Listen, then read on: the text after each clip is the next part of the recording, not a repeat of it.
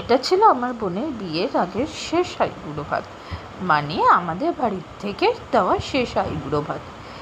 আমরাও যেহেতু ওর পিসি, আমি যেহেতু ওর পিস্তত দিদি, তাই আমাদের বাড়ি থেকে এটা ছিল শেষ আইবুড়ো ভাত। এরপরে যে আইবুড়ো ভাতটা খাবে সেটা ছিল একদম বিয়ের আগের দিন, অর্থাৎ ওর মা বাবার থেকে। আর শেষ আইবুড়ো ভাত তার পিসির বাড়ি থেকে। শেষটা কি একটু স্পেশাল না হলে হয়? তাই আমাদের বাড়িতে এসেছিল আমার মা, মাসিরা সবাই।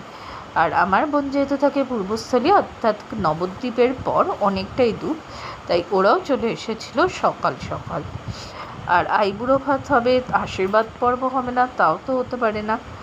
আর আশীর্বাদ পর্ব হতে গেলে বোন ইমোশনাল হবে না, সেটা কি না হলে হয়? কারণ যেই মেয়ে এমনিতেই ইমোশনাল সেন্সিটিভ, আর এইরকম একটা বিশেষ দিনে ও তো আরও ইমোশনাল হয়ে গেছিলো। তাই মা, মাসি, বাবা সবাই মিলে একটু মজা করেই ওর মানে মনটা যাতে ভালো থাকে সেই চেষ্টা করছিল। সবশেষে এই যে পালা এলো আমাদের বড় দিদি বলে কথা, আশীর্বাদ তো করতেই হবে, কিন্তু আশীর্বাদ আমরা করব কি? আমাদের তিনজনেরই তো মুখটা ভার হয়ে আছে। সব শেষে বলে দিয়ে ওকে কি কি খাওয়ানো হয়েছিল। মা মাসি পুরো সাজিয়ে গুছিয়ে খেতে দিয়েছিল। ওর পছন্দের মাছ, মাটন, পছন্দের 5 রকমের মিষ্টি, 5 রকমের ভাজা, সমস্ত কিছু দিয়ে